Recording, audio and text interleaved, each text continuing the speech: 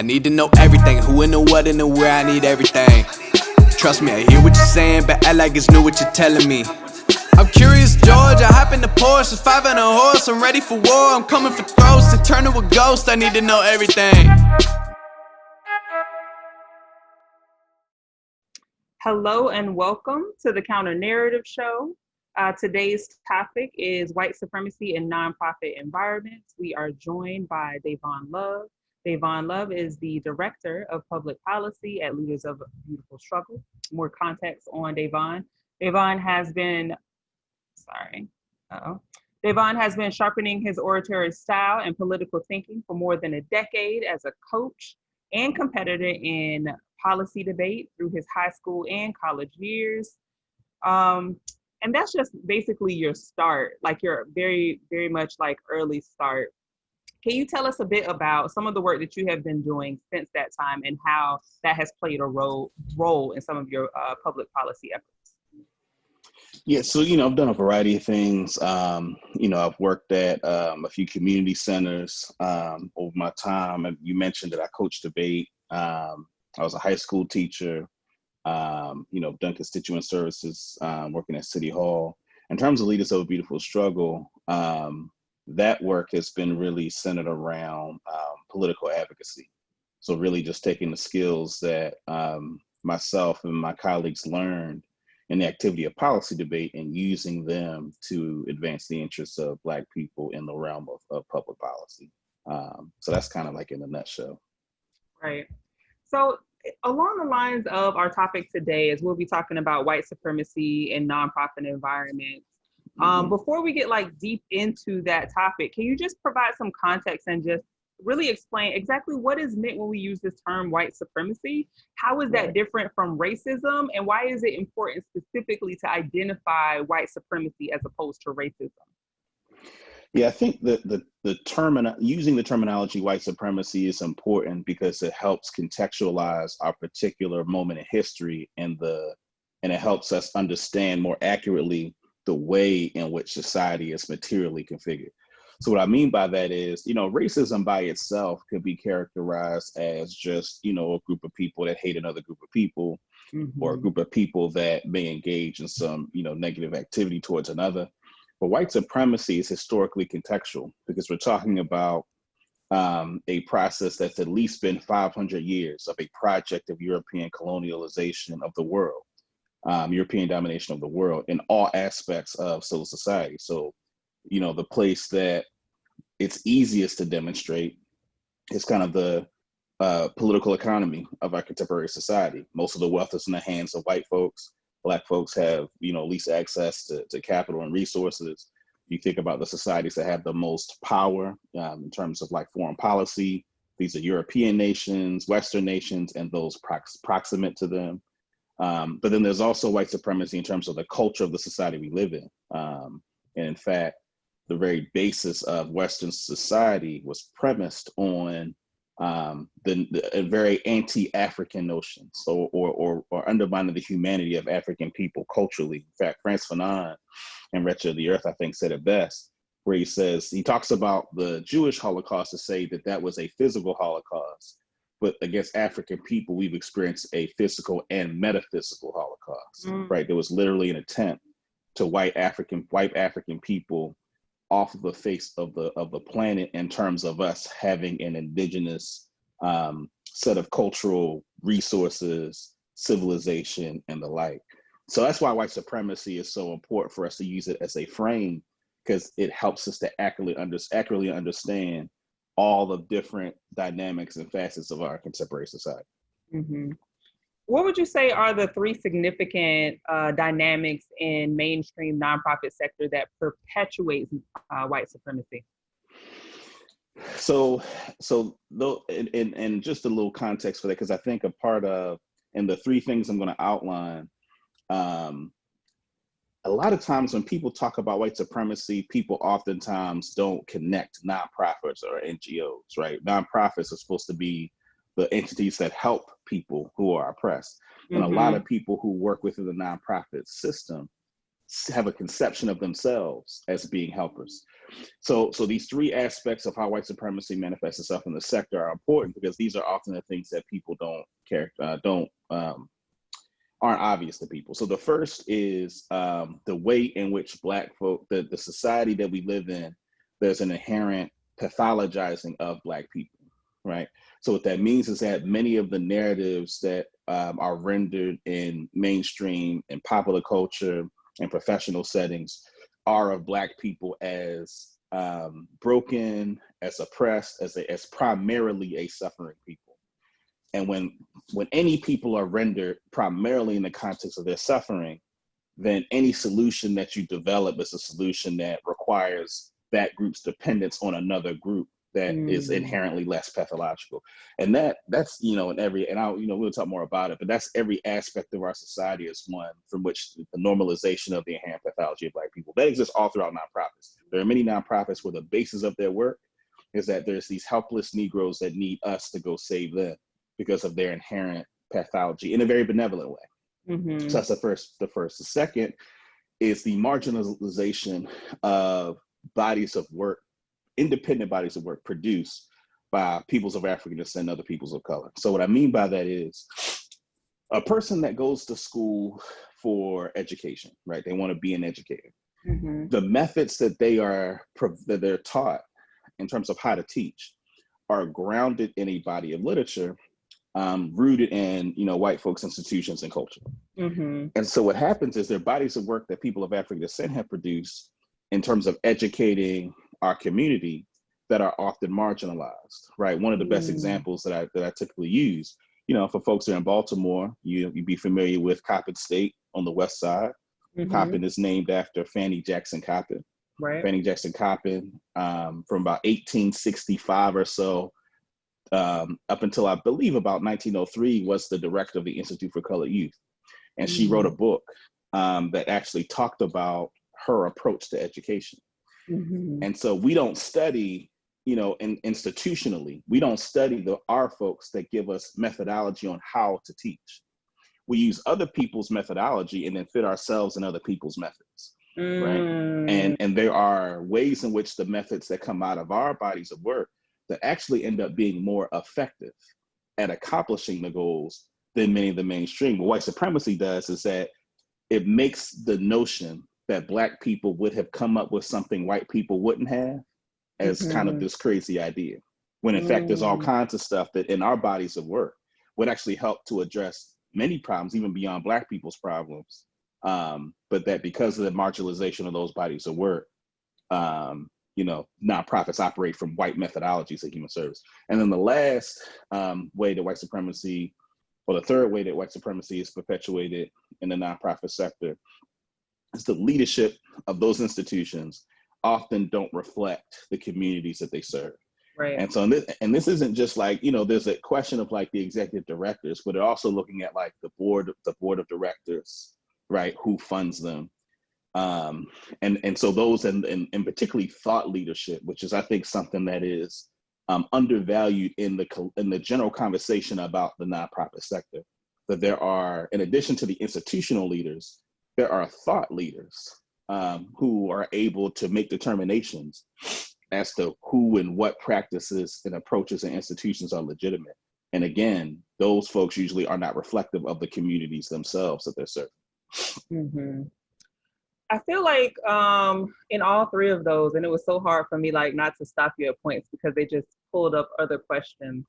And one of the things that came up for me are the ways in which Black-led organizations, specifically if they have a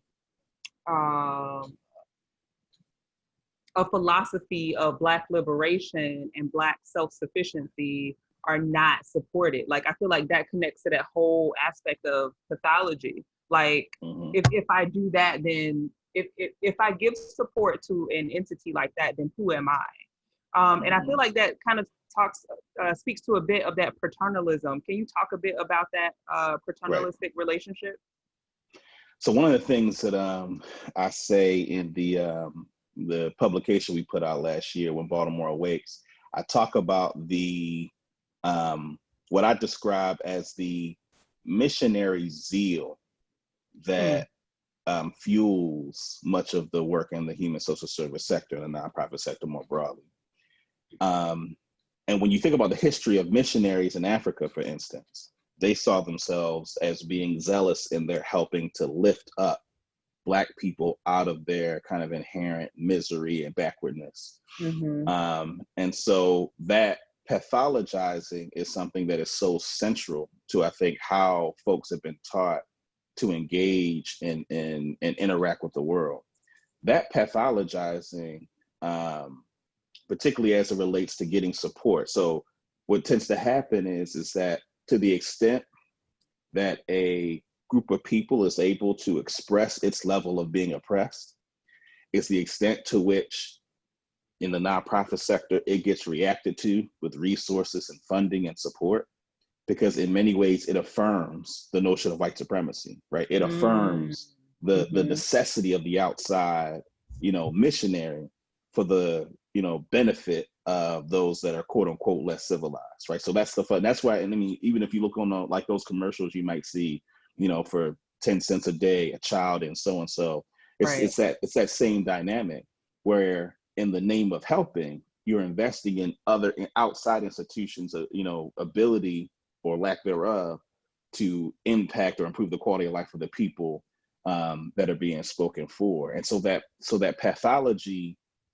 in many ways, and there's a way in which Saadia Hartman in her book Scenes of Subjection, she critiques many of the popular renderings of enslavement.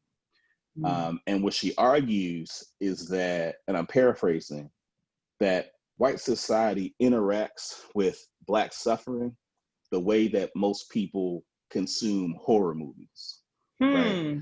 That there's the spectacle of suffering is something that is highly consumable in white audiences, right? And what that spectacle does is that it provides kind of this cathartic, relief to white folks in terms of the guilt that they might feel. And it's the spectacle of violence that becomes what they're drawn toward. And what Saadia Hartman says is that it's the actual structure of the society that's the most violent. So you shouldn't need to see displays of oppression and suffering and whippings to understand just the very structure of enslavement is violent. And so that's a part of what happens in the sector, is that folks are drawn to the spectacle of Black suffering, and it becomes the basis on which support is given to different entities in the sector, for the most part. And there's some exceptions here or there, but I would say that's the trend. Yeah, I mean, I feel like what you're saying resonates with me on so many levels, even back to what you were saying about there are theories, concepts, and practices that have been cultivated by people within the community that have been marginalized and not used unless they are supported by a dead white man, right? And I feel like I definitely had that experience in grad school, where I would be wanting to use specific theoretical frameworks, whether it's critical race theory or intersectionality or Black feminist thought. And there was just this, and this is at HBCU, there was just this way in which of looking at it like it was a little bit less valid unless it went through some sort of European validation machine. And the only way in which I was able to use it in that context was if I had the foundation of it be the theory of a dead white man, and then I could overlay this other theory as like a lens, like it was allowed to be used as a lens. With that being said, I don't know that, for example, Black people have as many institutions that socialize or train around that. So even our Black thinkers come out of that mode of thinking. I know in a lot of the publications that for scholarly articles, there's this emphasis on some of what you're talking about. There's this emphasis on tell me the bad story, tell me what the problem is, even if you're looking at it from a strength-based approach. Like, no, I'm studying this to show you, they're doing this, they're doing it good, you could pick up this practice. But there was this emphasis on show me the blood and the guts, and then show me where I could put my money so that I can come in and save the day. That's right. Feel like That's it just right. showed up. Yeah. So a couple things on the piece of the methodologies piece.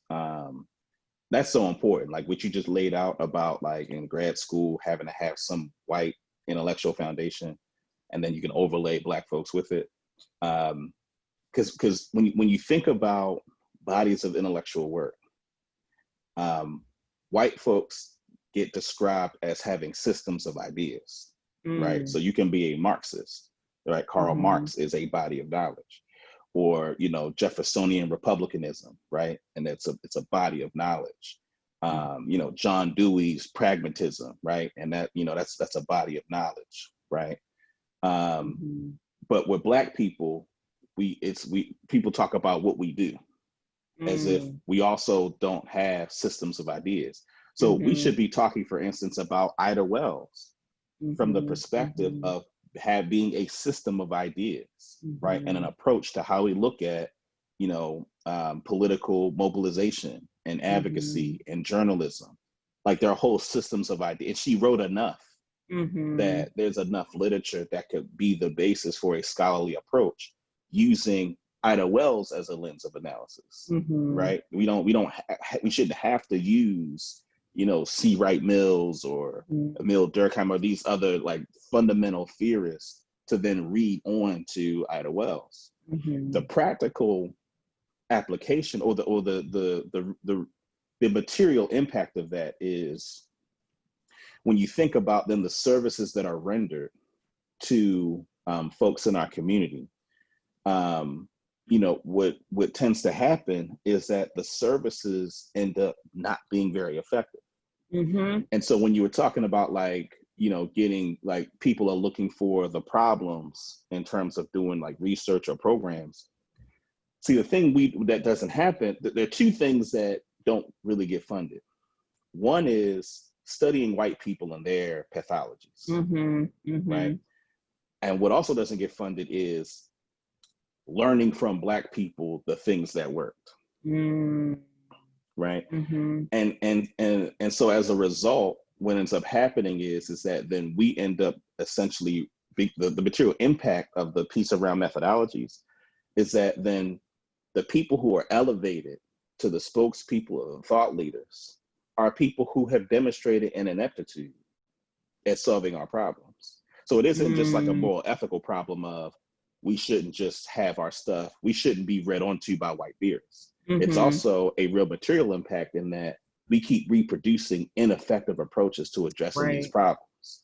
You know what I mean? And the inability to see Black people as having been able to address these problems is something that, like, one thing I say typically is that when you look at outcomes in education prior to integration and post-integration, one could argue, and I'm not saying that it's definitive one way or the other, but one could argue that for Black children, outcomes in education were better pre-integration than post, right? And very rarely are, I mean, it's hard to find books that study Black schools during segregation that effectively educated Black children, which to me would be very useful. Like we should want to know, what did they do in those conditions? That probably is most consistent with the conditions today. That would be useful, but that's not a thought that occurs to folks because what do we have to learn from them? I think it's the general attitude that folks internalize. Can you identify some other share examples of white supremacist methodologies that you see in nonprofit sector and nonprofit environments? So there are three major things that I would argue make a methodology itself an example of white supremacy. The first is the false notion of objectivity. So you have like the proliferation of like evidence-based practice, right? And what that's a code for is there are institutions that are deemed experts for whom they are able to establish the credibility of their approach because they have the resources to support it and call it scientific. Right. And when in fact, objectivity is most of the time an inscription of the belief of the entity that is describing it as objective. And so that's what we get a lot of. Evidence-based practice usually becomes a gatekeeping tool to determine which practices, approaches get elevated to the top. So that's one place. Without even, I would say without even investigating whose evidence, Exactly. how does this stand up in the first place as evidence? And then I think to speak more to, just as a researcher, to that, this false idea of objectivity, not even being able to see, I think that there's a way in which whiteness just does not even, it is so normalized, it doesn't critique itself. And it doesn't critique itself, even in its view of others, like to be able to say, well, this is my background, this is at least where I'm coming from with this is my view. That so I definitely see that show up, and then use evidence-based practice based on whose evidence, and then put it out there as well. This has been tried and true and tested. So it is facts, at the end of the day, it is facts. Exactly. And if the institutional mainstream in a sector, its science will reflect its own worldview and perspective. And to your point, but no, science is objective. Right. See, science has no point of view. It's just fact. and so a part of it is, and it's not so much that that's a problem in and of itself, as much as the lack of self-awareness that is the case, right? So Naeem Akbar, in his book Papers on African Psychology, he has a template that I've used. He calls it the African American Research Paradigm. And one of the things that he says, he describes what he kind of adapted from some cultural anthropologists, this notion of a relationship index. A relationship index? Relationship index. Okay. And what he says is that what it is that in a study that is done on a particular population, it's a responsibility of the author to identify their social, political, intellectual relationship to what they're studying. So it helps the reader make assessments about the conclusions. And what he argues is that if white folks were forced to do that, they would have to disclose a lot of things about their worldview that they're typically able to perpetuate unquestioned. You know what I mean? So I think, so that's the first place in terms of the sector. The second is that Black people are typically studied in isolation of our social context. So particularly youth, right? So youth are plucked out of their cultural familial context. And a lot of the programs and research done is often done from that vantage point. And so what happens is then solutions get framed in the context of an individual. And part of what happens is the young person's community is rendered pathological. Right. And the solutions to that young person's problem implicitly are often characterized, or not characterized, but often they move in the direction of distance culturally and socially from their community and familial background. Right. So that's the second way. And then I think that that's so important, and I feel like it really connects also to a bit about what you were saying earlier. Like that there's nothing wrong necessarily with having a social science structure where you have your own methodologies that come as a source for your belief system, your ecosystem, your thought pattern. However, it becomes a problem when it's used as a universal structure by which we are going to measure folks out of context that we did not consider in the formulation of this as a tool. That's right. And I think a part of, one of the things that I say in the Black paper and when Baltimore Awakes is I say that I quote Andrew Billingsley, where he is refuting Daniel Patrick Moynihan, who describes the Black family as a tangle of pathology. That's what he says is the problem of Black. And Dr. Billingsley, a former Howard University professor, he says that racism produces the pathology that these social scientists are observing. And so it's in fact the other way around, that it's the pathology of society that gets transmuted onto, our communities.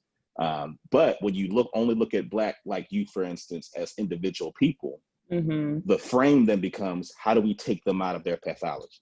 right? As opposed to how do we, and so what that usually means is we got to take them away from that cultural social context. And I've observed that. Like I've observed young people in the nonprofit sector, particularly in youth advocacy approximate organizations. I've watched them be socialized in ways where they've alienated themselves from their own community and don't develop a robust knowledge of themselves and culturally, because they only understand it to be pathological. Like I've observed that happen. Right. And then of course that is rewarded, and then that becomes like a path and model and direction for success. Exactly. And then the third is the research that is used having white supremacy embedded in the intellectual resources being used.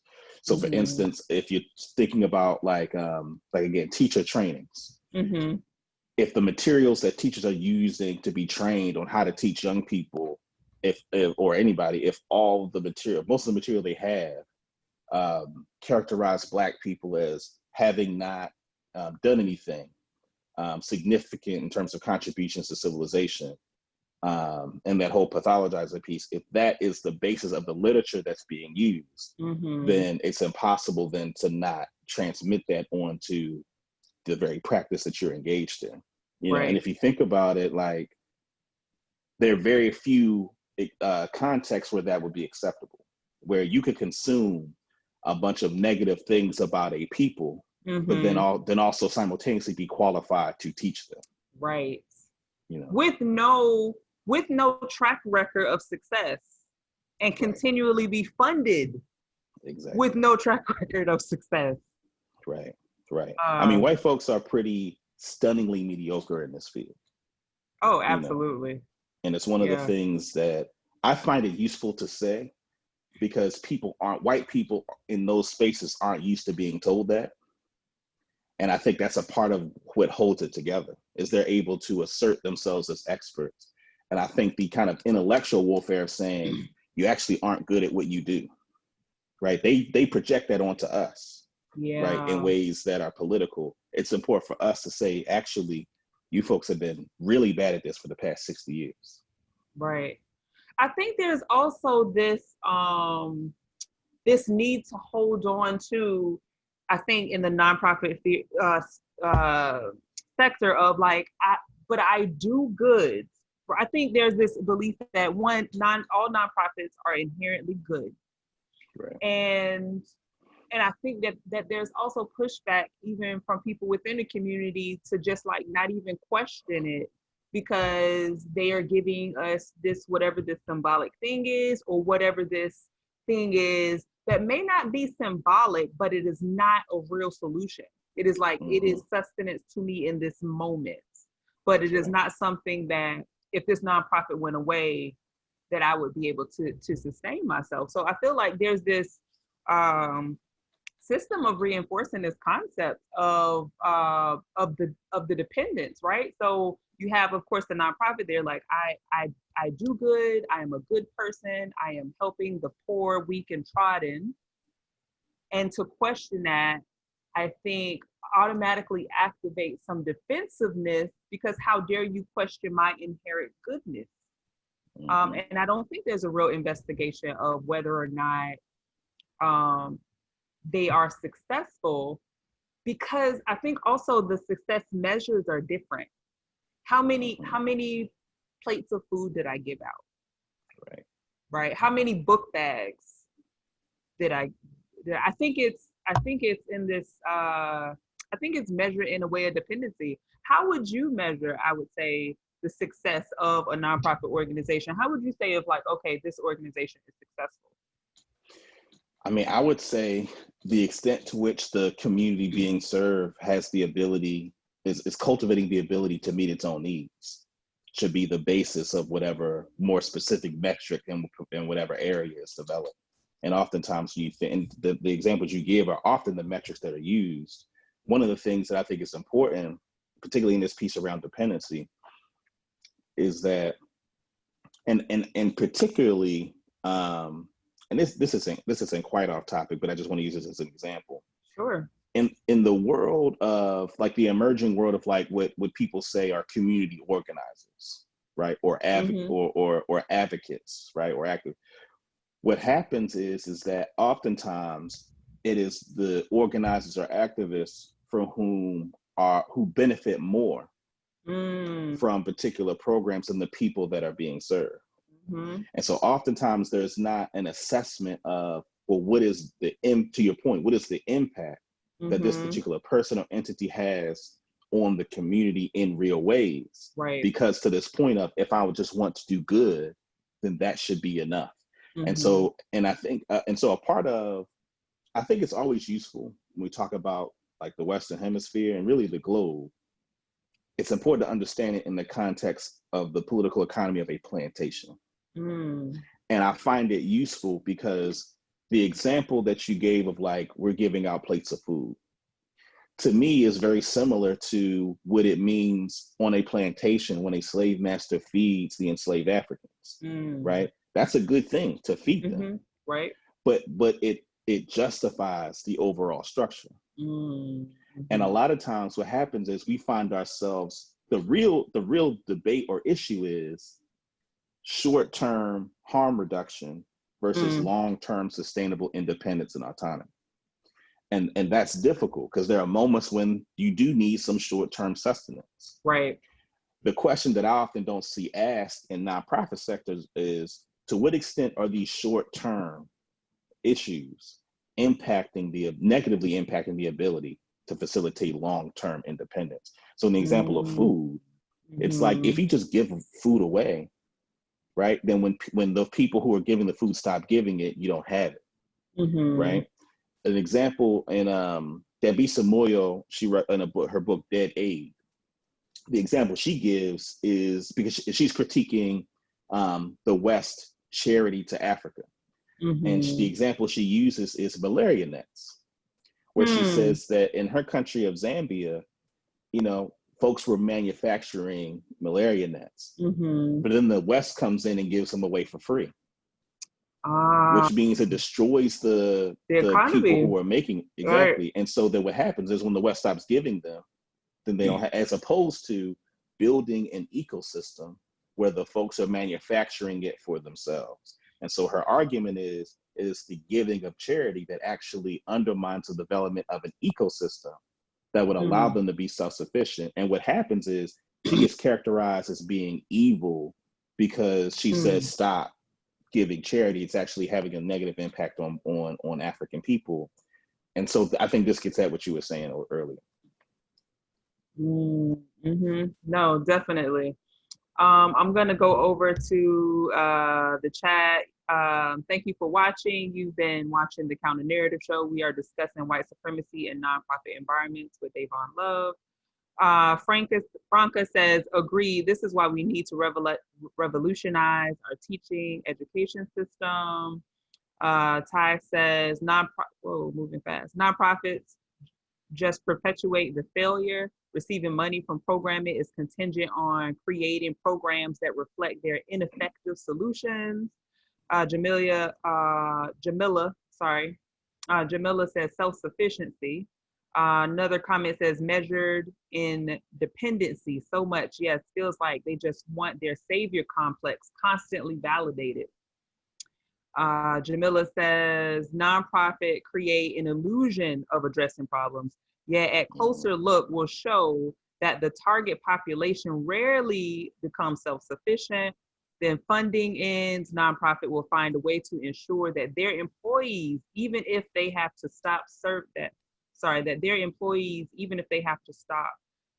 serving people. There were some other comments earlier asking about what book you were referencing, but you named a few of them. So I would just encourage you to watch the replay. So I'm not sure where that particular comment came up from. But please do keep the questions, comments coming. Feel free to share. So I want to go to the revolution will not be funded. They talk about this relationship between the state, owning classes, foundations, and nonprofits. Can you talk a bit about that relationship and what is problematic about it? So one of the things that, and we talked a little bit about this before we got on, LBS, we made a very intentional decision not to be a nonprofit. And so we're actually an LLC. And a part of the rationale for that is because to be a nonprofit, you are, the concept is you are an extension of the state, right? You're acting in the capacity of the state. And so that's why there's so many kind of public reporting requirements that are connected to nonprofits because of the tax exempt status. Being an extension of the state, what that typically means is that the revenue streams are typically from the corporate sector. And oftentimes the approach to building a successful nonprofit is to have a board of directors that can raise money. What that means is that the folks who are people who are the kinds of folks who people encourage folks to have on their boards are in many respects the people who are the biggest beneficiaries of the status quo. And so what happens is that these nonprofits in many respects are attempts to absorb revolutionary energy and potential. One of the best words that I've heard to describe it is this notion, Antonio Gramsci is the first person I've seen use it, incorporated resistance. Right? So in the best way to describe, I've heard Dr. Greg Carr at Howard University describe it as, you can say all that Black stuff, just come to work tomorrow, right? And so if you do anything outside of the confines of your employment, you know, they're able to control your livelihood, right? This is why the plantation metaphor is so important. And so nonprofits become an extension of the state apparatus, really by definition, like by the very way that it's structured. And then it creates incentives for, in terms of the organization's sustainability, to capitulate to the status quo. It's, from my perspective, it's part of the reason why you don't see very many nonprofit organizations really go after or this notion of self-sufficiency, right? Because if Black folks were self-sufficient, you would need a lot of these nonprofits, right? They would need to exist. I think one of the things that I feel like comes up so much for me in terms of being able to actually visually see this connection between the state and the owning class and the nonprofits are what is being asked for in reporting requirements. Like what isn't being asked for. Also, I feel like it comes up in the in applying for grants. Right? The number of Black and Brown, how many Black and Brown people did you serve? How many poor people did you serve?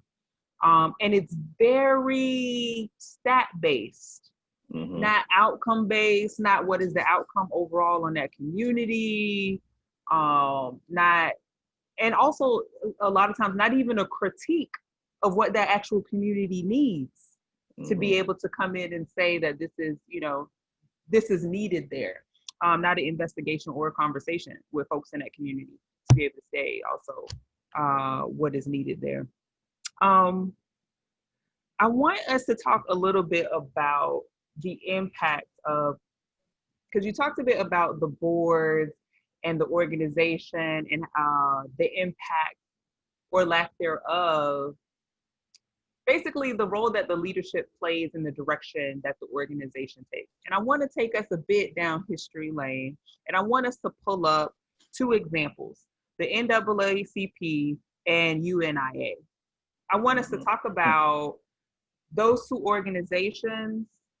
How are they similar? How are they different? And how did the organizational structure and people in leadership impact the direction that those organizations decided to take? Yeah, it's funny. You must be spying on me because I did a seminar this morning, and this question was kind of the centerpiece of it. Oh, this morning? No, I missed that. Yeah. So that's really important. So the NAACP was founded by white folks who put out a call. And then you got people like W.E.B. Du Bois and others that showed up, right? Black folks that showed up.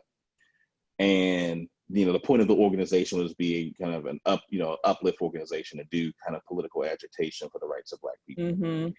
And there's an article that's written by a sister named Megan Ning Francis, Megan Francis Ming, I believe. I'll find that and send it to you if I have it wrong. But Okay. the article, she uses the term in the title. She uses the term movement capture. In this article, I'm sorry. Say that term again. Movement capture. Capture. Okay. Mm-hmm. And what she does is she reviews the minutes of NAACP board meetings in the 19 teens, 20s, 30s, and 40s. Mm. And in doing that, what she figured out was that in the 19 teens and early 20s, the NAACP was involved in anti-lynching advocacy. But they made a decision to shift to desegregation work around education because of a major funder that wanted them to go in that direction. And so she says that it was a funder that's the reason why they shifted from anti-lynching to this other work. So I use that as an example because I think it's important that's the limit of the nature of the advocacy during that period of time that the NAACP was capable of, given the nature of how it was funded. Now, it's interesting you mentioned, Universal Negro Improvement Association, Marcus Garvey, biggest mass movement of Black people, modern history. And what you have is a completely autonomous Black institution. And in fact, for a brief period of time, the NAACP and the UNIA worked together on federal anti-lynching legislation. A part of where the breakdown happened was on negotiation of what was an acceptable outcome. Because the NAACP was willing to basically agree to a watered down version of the bill that would not have had a significant impact. And the UNIA felt like, no, it's either what we said or not at all. The NAACP, it was important for them to maintain their relationships on Capitol Hill, right? And in the sector. So they didn't want to alienate their political connections by walking away from the advocacy. And so that was one of many, but one of the conflicts between the two. But I use that example because I think, to the point you're making, I think it helps really outline the impact that the nonprofit sector has on advocacy, where the UNIA is able to walk in and say, it's either this or not at all, and we'll walk away, right? Because we're accountable to our community, and we'll be able to tell our community, we weren't going to sell you down. We weren't going to sell a bad version of the bill. The NAACP is accountable to its funders, right? It was accountable to those that whom gave it money, and to many of like the white liberals for whom they just wanted to be able to say they did something good. Right. And so that's a big part of the problem that we see in the nonprofit sector. And in addition to, there are other dynamics that occurred. And like I said, I talked about this a bunch this morning, the conflict between Du Bois and Garvey in particular, I think we can learn from as a community, quite frankly, right? Because, Du Bois, Harvard educated, he would describe Garvey as ignorant, called him a monkey, made fun of the fact he was dark skinned. Garvey, questioned Du Bois's blackness and the like. And so that fueled the conflict. Now, Du Bois, by the time he goes to Ghana, agrees largely with many of the things that Garvey had said during the time that they, were feuding. But I also just think Du Bois's proximity to white institutions, right, created a context where it would make sense for the NAACP to attack Garvey. And in fact, Du Bois wrote a letter asking for or encouraging the government to deport Garvey, right? And so, it just goes to show that proximity to whiteness, typically what it does is that it creates incentives to attack, go after, undermine Black leaders for whom the base of their support is not connected to or adjacent to those white networks. No, that's so important. That's so so on brand and so consistent. Because even before that, I was recently looking at identity and studying whiteness and how what has determined whiteness changed over time.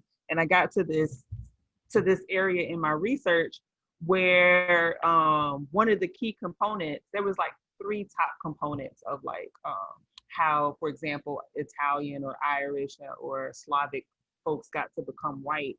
One of them was just money, buy your way into it. Another one at that particular time was becoming part of the Democratic Party. And then the one that seemed to be most effective was this rejection of Blackness, this anti-Blackness. And it just seems like that's just a consistent way to win the love, the adoration, the accoutrement of whiteness is to reject or just have this anti-Blackness approach. I want to talk about that, what you just shared, as it relates to some of it as it relates to today and co-opting of movements. And I know you wrote a piece recently that starts to talk about that. And I really would love if you could just give us a bit of an overview of that, the piece that you recently wrote, let people know also where they can find it. But I really want to have that conversation about the ways in which movements are co-opted, gentrified, colonized, they're commodified. Yeah, just talk about that for a minute. Yeah, that's a big one. I think this is like one of the most pressing problems that we face today as it relates to the work of Black people's work towards freedom. So a few things. Dr. John Henrik Clarke, in his work, Notes on World African Revolution, in a lot of his speeches, he talks about this term ego starvation. And basically he says that because Black folks have been beaten down so much, in terms of, popular culture, we're stupid, we're nothing, we're criminal, all that Black folks then develop an enhanced desire for affirmation, recognition, etc. And so I think what that has done is, and so I think that dynamic is widespread. What that has done is it's created an environment where Black folks seek out affirmation from white folks on a variety of things in very deep ways that oftentimes folks don't recognize. We talked earlier about like the way in which when people are studying Black people, you have to have a white person that's the intellectual basis. Right. That is the way in which institutions institutionalize this dynamic of needing the approval and recognition of white folks. But that transfers into people's own social and political behaviors and activities. And I've seen it where, it's cool when you walk in a room and the U.S. Senator says, "Hey, Dayvon, how you doing, man?" Like people get addicted to that. And right. because of that ego starvation, right? It's like you're recognized and you're important. White people know that. And they play on that. They play on inflating the egos of folks in those spaces, right? Because it's part of how they maintain their power. Really quick, and I definitely want to let you fully explain this more. So do you feel like people don't know the difference between being pandered to and like what is like legitimate? Like, for example, and one of the images that you've used is folks taking a knee in the kente cloth. Well, I saw that, I laughed so hard because if I did anything else, I would want to punch somebody. Like I laughed so hard. Or Ain't Jemima that changing? Or the NFL not NFL, sorry. The NBA. Yeah, like all of these different. Do you feel like? Because initially upon seeing some of these things, I was like, you ain't fooling nobody. We see through you. We see through this performative allyship. But I'm wondering, if they're doing it, it must be working for some people. I think it works for people, and it works at multiple levels. I think that on a larger scale, Black people aren't used to seeing white people put so much energy into talking and thinking and protesting about racism. And so I think so with the socialization, right, it's easy to say, oh wow, this is great, right? And to kind of valorize that. But on the other side of it, the piece around just the ego starvation part, I think people emotionally struggle with we all struggle with ourselves. And I actually think for a lot of people that are doing activism or any kind of advocacy on these issues, it's very important to be very grounded and centered and develop that kind of independent of the work. Because like I said, I've observed the way in which it serves as a mechanism for perpetuating certain kinds of power. So what happens is, in the piece you're referring to, The Colonization of Radical Politics, is on lbsbaltimore.com. The influx of progressive white people in political space talking about issues that impact Black people. We talked about earlier how for many white folks, what they understand about Black people is that we're suffering. That's the primary thing that they understand about Black people, which means the kinds of solutions that they will support are things that reinforce that, even without knowing it. So this is why, for instance, so when you think about like Bernie Sanders, right, or the left of the Democratic Party, that talk about, essentially more social programs. Part of my concern is that, well, the expansion of these social programs doesn't lend itself to Black people being self-sufficient as the basis for the kinds of things that we need in our community. And in fact, there are white folks for whom their livelihood is dependent on this dynamic, right? And so being self-sufficient would take away a lot of jobs that people are used to having and feel entitled to, right? And so what has happened is that a lot of these progressive whites that are now kind of flooding the conversation about racism, what we're seeing, I'm curious what other folks think about this. In many of the most recent popular texts on racism, right? So whether it's like, Ibram Kendi, whether, there are a whole slew of people. Right. What I observe in my reading of a lot of these most recent texts is not a conversation about Black self-determination, independent Black institution building. They'll talk brilliantly about the sociology of Black oppression and suffering, right? And that's important for us to know, like the political economy of white supremacy and how it operates. But in terms of like this notion of like the spectacle of Black suffering and the critique of that, and the piece around independent Black institution building, institutions that are accountable to our community, that is not the focus of a lot of these major works. My concern is that then will empty into big societal demands around racism and the oppression of Black people that result in a bunch of money going into white philanthropic and social service institutions as a solution to our problems. And so I think that's a big part of, so that's what in terms of so there's that. And then the other piece, the other thing I kind of touch on in the piece is, to the point you raised, people see performative cathartic things as radical, as opposed to what's your ability to actually confront power. Right. Like, can you make a company that has all the power in the world, can you impact a policy decision against their interests? Right? Can you levy consequences on major institutions of power? For me, that should be the metric that's used to determine like really how radical you are.